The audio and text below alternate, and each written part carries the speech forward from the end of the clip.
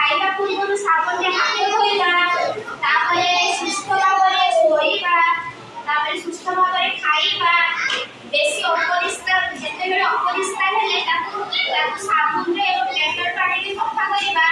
ଏବେ ସେଇ ବିଷୟରେ ଗୋଟେ ଗୀତ ଗାଇବି, ତମେ ସମସ୍ତେ ମୋ ସହିତ ଗାଇବ ହେଲା। ସକାଳେ ଉଠି ମୁଁ ହସିବି ଦାନ୍ତ, ସକାଳେ ଉଠି ମୁଁ ହସିବି ଦାନ୍ତ, ଖାଇବା ପୂର୍ବରୁ ଧୋଇବି ହାତ, ଖାଇବା ପୂର୍ବରୁ ଧୋଇବି ହାତ, ଆସନ ଉପରେ ଖୁସିରେ ବସି, ଆସନ ଉପରେ ଖୁସିରେ ବସି, ମା ଯାହା ଦେବେ ଖାଇକୁ ଦେବି, ମା ଯାହା ଦେବେ ଖାଇକୁ ଦେବି, ଖାଇବା ଗରମ ଫିଙ୍ଗିବି ନାହିଁ, ଖାଇବା ଗରମ ଫିଙ୍ଗିବି ନାହିଁ, ବେଶୀ ଯଦି ହେବ ଦେବି ଫେରାଇ, ବେଶୀ ଯଦି ହେବ ଦବ ଫେରାଇ, ବଢ଼ାଇବି ନାହିଁ ମୋ ବଡ଼ ନଖ, ନଖର ମଇଳା ରଙ୍ଗର ଘର, ନଖର ମଇଳା ରଙ୍ଗର ଘର,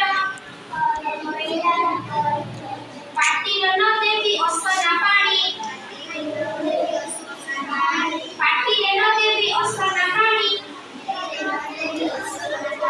ପାଣି ପୁଷି ଯାଇ ପିଇବି ଛାଣି, ପାଣି ପୁଷି ଯାଇ ପିଇବି ଛାଣି, ଯେତେବେଳେ ଯେଉଁ କାମ ମୋର, ଯେତେବେଳେ ଯେଉଁ କାମ ମୋର, ସାରିବି ତାକୁ ମୁଁ ତେଢ଼ା ନ କରି। ଏତିକି ବୁଝିପାରିଲ ସମସ୍ତେ? ଯେତେବେଳେ ଆମେ ସକାଳେ ଉଠିବା ସମସ୍ତେ ଦାନ୍ତ ଘଷିଲେ ଆମେ ତାପରେ ଖାଦ୍ୟ ଖାଇବା। ଯେତେବେଳେ ଖାଇସାରିବା ସେତେବେଳେ ସମସ୍ତେ ହାତ ଧୋଇକି ଖାଇବା।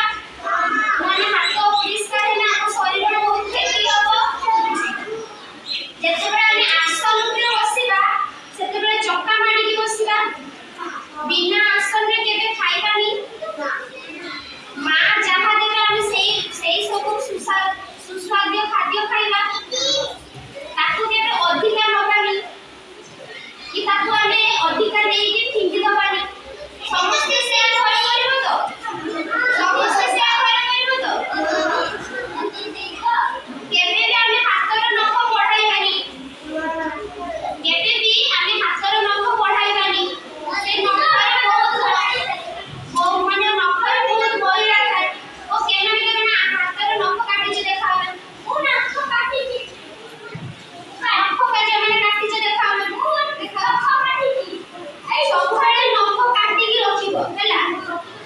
କେବେ ବି ନଖକୁ ବଢ଼େଇବନି। ତମେ ନଖ କାଟିବ ହେଲା। ତୁମେ ନଖ କାଟିକି ଆସିବ ଗାଈ ହେଲା। ସବୁବେଳେ ପାଣିକୁ ଗରମ କରିକି ତାକୁ ଛାଣିକି ସମସ୍ତେ ପିଇବ। ଘରେ ସମସ୍ତେ ଯାଇକି କହିବ ମତେ ପାଣିକୁ ଫୁଟେଇକି ତାକୁ ସିଝେଇକି ଦିଅ, ମୁଁ ସେଇଟା ପିଇବି। ସମସ୍ତେ ଯାଇକି ଘରେ କହିବ। ଯେତେବେଳେ ଯିଏ ଯାହାର କାମ ଥିବ ସବୁ କାମ ସାରି ଫାଷ୍ଟ ହଉଛି ପାଠ ପଢା କାମ ଥିବ, ତମେ ପାଠ ପଢା କାମକୁ ସାରିକି ହିଁ ଖେଳିବ।